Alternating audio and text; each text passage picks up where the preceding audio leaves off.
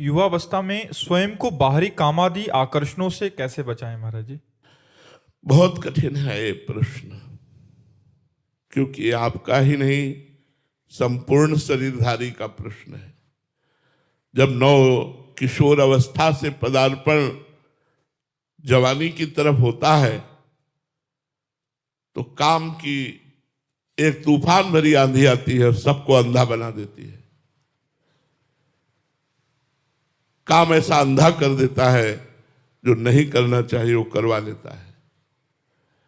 अगर कोई बच सकता है इस आंधी से, इस तूफान से, तो भगवान की शरण में होकर भगवान का सुमिरन करने से।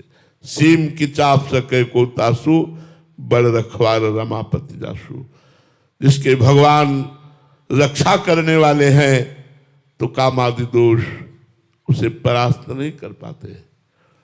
इसलिए अधिक समय यदि हम नाम जप में दें, सत्संग में दें, भगवान के भक्तों के चरित्रों को पढ़ें। हमारी बात ध्यान से सुनना, भक्तों के चरित्र पढ़ने से बहुत पावर मिलता है, बहुत सामर्थ्य मिलती है।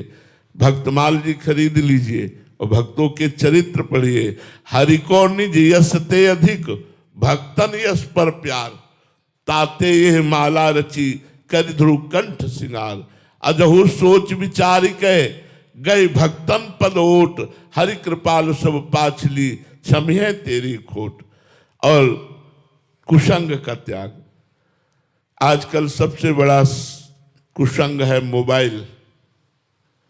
मोबाइल में गंदी बातें देखना, गंदे सीरियल देखना, तो हमारा मन जो देखता है उसी का चिंतन करता है, जो सुनता है उसी का चिंतन करता है, जो चिंतन करता है वही हमारी संकल्प वृत्ति बन जाती है, जो संकल्प वृत्ति बन जाती है वही हमसे क्रिया बन जाती है।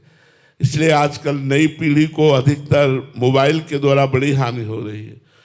पहले था कि कोई प्रगट में कुसंग हो गया तो वृत्ति गंदी हो गई, नहीं तो बहुत कुछ बातें पता ही नहीं रहती थी। 13-14 वर्ष की अवस्था तक तो एकदम निर्मल स्वरूप रहता था। अब तो छोटे बच्चे से, 10-12 वर्ष के बच्चे से पूछ लो, सब ज्ञान है, क्योंकि मोबाइल हाथ में है। एक दिन राधा वल्लभ कुंज कुटीर में एक बच्चा 12 वर्ष का था, तो उसने बताया कि मैं बहुत गलत क्रिया का शिकार हूं। तो हमने उसके चेहरे की तरफ देखा और कहा, बच्चा खड़े हो जाओ, तुम कितने साल के हो? तो उसने कहा 12 वर्ष का।